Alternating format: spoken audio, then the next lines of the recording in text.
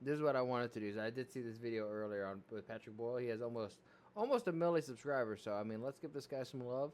And apparently, big tech doesn't want us anymore. And I'm gonna go ahead and say this at the beginning of the video, that I have a funny feeling that this is going to say that with the advancement of technology, these large tech companies are downsizing and trying to become more efficient teams. And I think that's ultimately a good thing, because when you have companies like Bungie that had 1,200 people, you got too many chefs in the kitchen. And when you have a vision and a goal that you want to do, and you have so many people who want to throw in their own spices and their unique flavor, the end product is messy and it doesn't ultimately know what it wants to be. And I think we're seeing that in tech and gaming specifically, but I think we're seeing that in tech across the board. Is slashing hundreds of thousands of jobs and blaming artificial intelligence, but there may be more to the story than that. Intel just announced 15,000 layoffs yesterday, causing their stock price to plunge. Big tech, who for over a decade provided all sorts of employee perks, may no longer be the dream place to work. In 2009, a friend of mine who had quit his job in investment banking joked that in the wake of the financial crisis, being an investment banker was like being an airline stewardess. The job used to be glamorous and well paid, and now it was neither.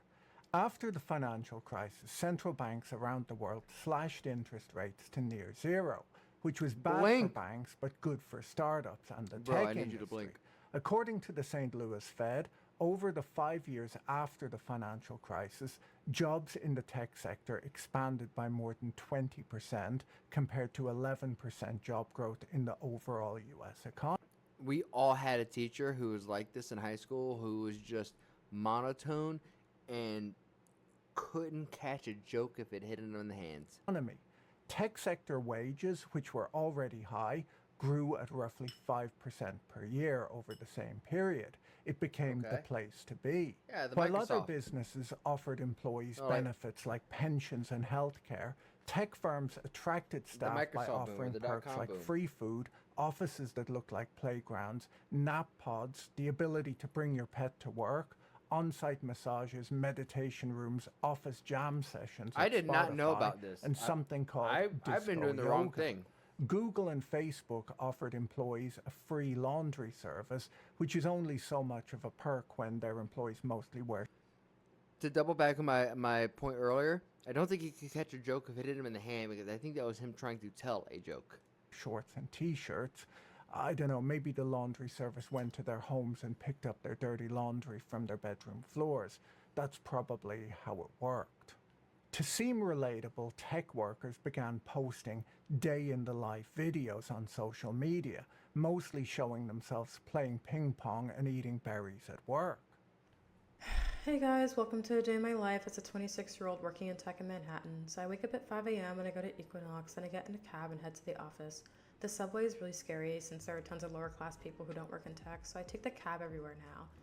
So you're telling me that people were videoing themselves, that they were useless and they didn't need to be a part of the company, and that they were just kind of wasting the company's time, so the company let them go? Shocking. In 2020, the global pandemic transformed how people lived, worked, educated their children, and spent their free time. The world rapidly moved online, and the surge of e-commerce and consumer tech spending led to massive revenue growth at big tech. Central banks around the world slashed interest rates even further, and tech firms took that cheap money, significantly stepping up their investments in moonshot projects like self-driving cars, metaverses, and crypto. Facebook went so far as to change the company name to Meta to demonstrate their commitment to whatever the metaverse is, hired a ton of people during this period, with headcount up 60% by the end of 2021. During this boom period, the mega cap tech firms' combined increase in headcount was 35%, or almost 130,000 new jobs. And the lavish deals that they had given their employees redefined employment expectations in the entire economy. The big tech firms were already rated as the best firms to work for, with Google or Alphabet having been ranked number 1 8 times between 2006 and 2018. That's fair. When I'm in high school and college, I'm thinking back and like Google was the coolest place in the world to work at. Maybe like another place like Apple or places like that seemed definitely luxurious to work at, but they seemed like there was a certain level of like excellence and elegance that went along with it. But obviously, it was more of like just super nerds that were just maybe a little toxic to work with. On the Fortune list of the best companies to work for.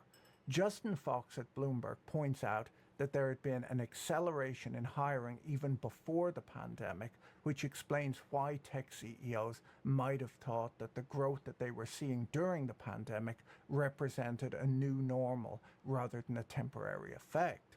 By the end of the pandemic, they had hired almost 200,000 more people in the US than they would have if they had stuck to their prior hiring trend. The tech stock sell-off that started in 2022 put big tech companies under pressure to improve their bottom lines, and they laid off some of the excess staff that had been hired to meet the pandemic boom. Twitter led the way with layoffs when its new owner reportedly laid off half of the employees within a month of taking over the company, But it's working better than ever. breaking the taboo of tech layoffs, making it easier for other big firms to lay off staff without standing out from the crowd. Big tech has been making significant cuts, and the layoffs don't seem to be ending.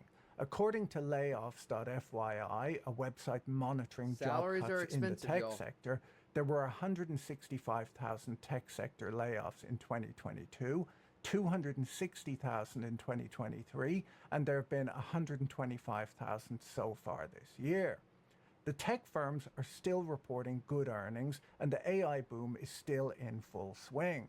Overall jobs growth in the United States has been strong, if slowing slightly, and workers' pay has been outpacing inflation. So why are tech Workers' pay is outpacing inflation. Says who? Who the fuck feels like their paycheck is outworking inflation right now? workers losing their jobs? Where are they going, and which roles are disappearing the fastest? Is working for big tech no longer a dream job? Learning a little every day is one of the most important things that you can do, both for personal and professional growth. Today's sponsor, Brilliant.org, helps you build real knowledge in minutes a day with fun lessons you can do whenever you have time for yourself. 2024, the Dude, YouTube and this guy is just so flat, but it's good content. I'm not trying to shit on this guy. I feel like I'm just dunking on him, but it's a good video. However, once more, I just think that these companies just grew too big and had too much bloat and too much fat, right? And the company realizes it needs to get healthy and trim off some of this fat. Salaries are expensive. If you want companies to get taxed more, then they're going to have less profit, creating less room for even less jobs. And granted, Google did just get ruled as a monopoly, so we should see something come from that. I'm not 100% sure what we're going to see, but I think these companies downsizing a little bit, allowing these. There's two things that are going to come from this. That companies are going to downsize, and it's going to make the companies more efficient. And then the people who unfortunately lose their job because of this downsizing, it gives them an opportunity to now take that leap of faith and either start their own studio or go somewhere else and grow and develop more soft skills or hard skills. LinkedIn trend of posting day in the life of a tech worker videos reversed course. The new videos were called A Day in the Life of an Out of Work Tech Worker, and they seemed a lot less fun. Big life update. I got laid off yesterday. For some reason, these young tech workers hold their microphones in their hands in their videos, which I worry makes them less employable, as if you don't understand the technology of a mic stand, which is a stick, you don't seem that up to date with technology. I mentioned this issue to a friend who told me that young people do this to seem more personable, so I thought that I would give it a go. Hopefully, I seem more relatable now.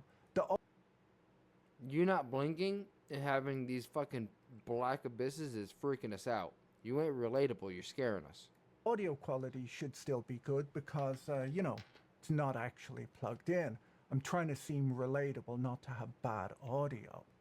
According to the FT, a lot of the tech layoffs Please don't make are another happening joke. as companies are reshuffling their resources in order to invest in new areas such as generative AI, while showing shareholders that there's a continued focus on cost discipline. They highlight Meta, which cut more than 20,000 jobs since late 2022, who said in February that The reason why they're holding mics out in the videos more oftentimes than not is because if another person's coming through, you can hand over a mic and one person could share out a mic. And it's just way easier to do it that way. It's also more of like an interviewee style. Popular on TikTok. I don't know if you've ever heard of that app there, homie. net headcount additions for the year will be minimal, even as they made significant investments in generative AI, which would involve securing talent. The result has been a wipeout in tech jobs, and for the first time since the dot-com bubble burst, IT unemployment is actually higher than US unemployment overall. I'm sorry, I have to stop with this microphone thing. I mean, it's ridiculous. I'll put a link to a mic stand in the video description to help out any of my younger viewers who aren't familiar with how that works. Hey, yo, dipshit. You know comedians who make jokes? I know you're trying to make one. It's falling a little flat. If you go to a comedy special and the comedians walk around with the microphone in their hand, are you just going to tell them to go put the microphone in the stick? Or are you just going to sit there and look like that?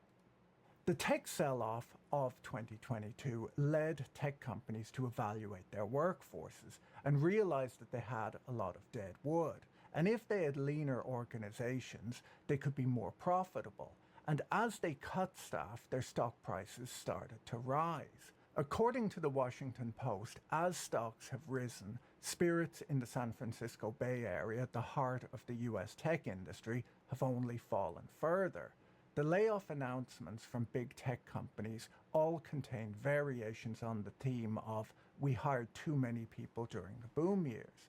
While things are tough in the tech sector, the BLS data shows that the ratio of job openings to job seekers is still quite good. There are 8.2 million job openings in the United States and only 7.1 million job seekers. Unfortunately, a lot of the job openings are in areas like education, healthcare, hospitality, transportation, and utilities, not tech. According to the press, a lot of the tech layoffs have been in ESG areas, where the big tech firms have started abandoning their woke policies as part of their cost cutting. The New York Post reported that Microsoft laid off a team devoted to diversity, equity, and inclusion after spending millions of dollars on the initiative. One of the signs of the overhiring may have been the woman that they hired away from the land registry who would read out the property title before every meeting. First, we want to acknowledge that the land where the Microsoft campus is situated was traditionally occupied by the Sammamish, the Duwamish, the Snoqualmie, the Suquamish, the Muckleshoot, the Snohomish, the Tulalip, and other Coast Salish peoples since time immemorial. Maybe I should look up. No, who the fuck asked? God damn, that shit pissed me off. The pronouns.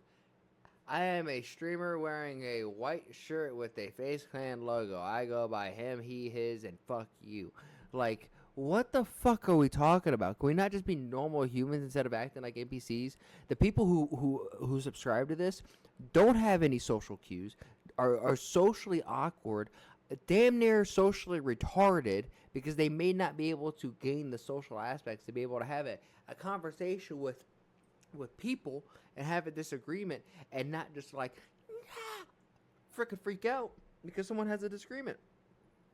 I'm going to call out my buddy Gimli, who's a part of this community, and Gimli and I, we stand on polar opposites when it comes to politics. But at the end of the day, I respect his opinion, and if anything, sometimes I go for his opinion, because if I hear something from like the left, right, and I tend to fall on the right. So if I hear something on the left that I think is just fucking asinine, I run it through him, and I'm like, what does this actually mean? Granted, I wish it would happen more from the left go to the right when the right hears, or when they hear something crazy, go back and forth. But holy fuck. Up who owned this office before me and say something nice about them at the start of the videos. I don't know how people do this stuff. Anyhow, last year, Alphabet Sorry and for Meta, or pausing. Google and Facebook, reduced the scope of their DEI programs and cut staff. Zoom, Snap, Tesla, DoorDash, Lyft, and Wayfair have also downsized their DEI teams. The Post reports that DEI-related job postings had declined by 44% by mid-2023 compared to the same period in 2022. Despite these layoffs, Microsoft told the Post that their diversity and inclusion commitments remain unchanged. Maren Somerset Webb wrote in Bloomberg earlier this year that ESG and DEI policies had turned out to be low interest rate environment luxury goods. She highlights the pullback from these policies across both the public and corporate sectors. In the UK, the Financial Reporting Council just opted against including ESG requirements in the UK Corporate Governance Code, and BlackRock CEO Larry Fink, once a champion of ESG, rarely mentions it anymore. Mentions of DEI and ESG in company earnings calls have plummeted too since interest rates started to rise, as has their prominence in corporate presentations. A recent paper from the University of Copenhagen suggests that even amongst retail investors, ESG investing is a luxury good, where demand for it increases disproportionately with the scale of inherited wealth. Tech, just like finance, can be a boom and bust industry, where workers are paid well, but there is a lot of career volatility. People who have been in either industry for a full market cycle are usually aware of this and know to save their money when the times are good. I'm reminded of a story a friend told me of hiring at an investment bank back in the late 1990s. He said that it was so hard to hire at the time that he found himself making offers to the type of candidate that he would have never considered in prior years, as he just needed to fill seats. During the slowdown of the early 2000s, he then let all of those people go. During the U.S. Yeah, we could see a little bit of this too. We could also see that sometimes the minimum requirements for some of these jobs is just so asinine. So you're getting weird people who are overqualified in certain positions and then underqualified in others, and there's no accountability and leadership. It's just crazy right now. Tech sector's last high growth phase from 1990 to 2000, national employment in the tech industry shot up by 36% over the period, according to Federal Reserve data. Average weekly wages for tech workers doubled, rising by 102% over the decade. At its peak in 2000, tech employment accounted for just over 4% of total private employment. When the dot-com bubble burst, technology sector employment declined rapidly, with significant net job losses for 4 straight years. By the time it bottomed out in 2004, the sector's workforce had shrunk by almost 18%, and tech employment declined to 3.4% of total private employment. From 2010 through to 2022, job growth in the tech sector once again hugely outpaced job growth in the rest of the economy, and most tech workers under the age of 35 have never seen a slowdown. The FT reported earlier this year that the tech layoffs in 2024 appear to be more strategic, as job cuts in 2024 have come alongside active hiring. Meta, which cut more than 20,000 jobs since late 2022, White-faced Mark. said in February that net headcount additions for the year would be minimal, even as it's made significant investments in generative AI, which would include securing talent. SAP announced a company-wide transformation in January that involves 8,000 layoffs as they increase their focus on AI. They said that their staff numbers would stay about the same, but that they would be reskilling. This reskilling process is extremely painful for tech workers, as it usually involves being laid off and requalifying. I saw a LinkedIn post earlier this week on how there are both too few and too many software engineers right now because of a huge skills few is too mismatch many? in How the does that software happen? development industry. The author wrote that there had been a huge boom of people coming into software development People and coming? training as web developers, but Are they coming? companies now want to hire people with skills in AI, machine learning, data analysis, and things like that. Yeah, but it's so The new. writer How do you really have argued that experience big on it? tech needs to hire the best people and then train them as necessary, as it might be too disruptive turning over your workforce constantly. While layoffs are happening at these high-profile tech firms, they aren't happening in every department. According to Robert Half, a recruiting firm, a sizable portion of the layoffs at big tech have not been technology professionals, but those in other departments. 365 Data Science looked into which roles were most affected by the tech layoffs and found that HR specialists and recruiters made up almost 28% of the layoffs. They also found that this group was finding replacement jobs most quickly. This makes a lot of sense, as these people are not really tied to the tech industry. They can work at any big firm. The researchers found that 19% of the laid off tech workers who found new jobs had moved to smaller software development firms and 13% had moved to internet companies. They found that the majority of rehired workers continued their careers outside of tech. Among them, What are we getting at 10% here, moved brother? to financial services, 8% moved to the services industry, 7% to company that had been founded all Okay. the way back We in got- 1996. I need you to get to the point. They report that some computer science majors have had their internships cancelled, and those with job offers have had their start dates pushed back. Apparently, students are now seeking stable employment rather than big brand names on their CVs since the waves of layoffs started. One student told The Economist that she had realized that she hadn't actually wanted to work in big tech before the layoffs and was relieved she didn't get sucked into it. She hopes to work as a product designer at a small company where she can get solid experience rather than just chasing a bigger name. I think we're going to see a lot more, at least of what we just heard of somebody, multiple things in that to unpack there. One, I think we're going to definitely see an uptick of young people go out and like get a degree and follow what they thought was going to be their, their calling. And I think this happens of every generation. We're just going to see it more at a scale now just because there's more people on the planet. But they get the degree, they get the job, or they try to get the job, and they realize, this is not what I want to do. This actually kind of sucks. I want to do something different with my life. And I think I relate to that because I think in Telemundo at one point in time, I wanted to do social media and graphics and design and all of that. And I got into that world, and I'm like, man, it's not fulfilling. And leadership is just hounding me. I try to do a good job on something, and they're like, okay, that's the bare minimum. And then I mess up on something, and it's the world is ending. And when leadership messes up or they say something and it doesn't, follow through, there's no accountability on their end. So it just feels very one-sided. And so many people who are good people go out every day and are trying to do the best that they can. And it's just people who are in a position of power who do not deserve that position of power and just keep flexing it. And we're seeing that in tech. We're seeing that in areas. And that's not going to happen forever.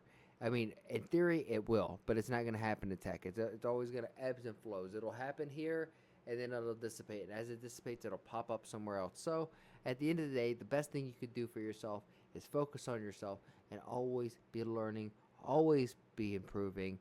And in the wise words of Dave Goggins, if you stay hard, you never have to get hard.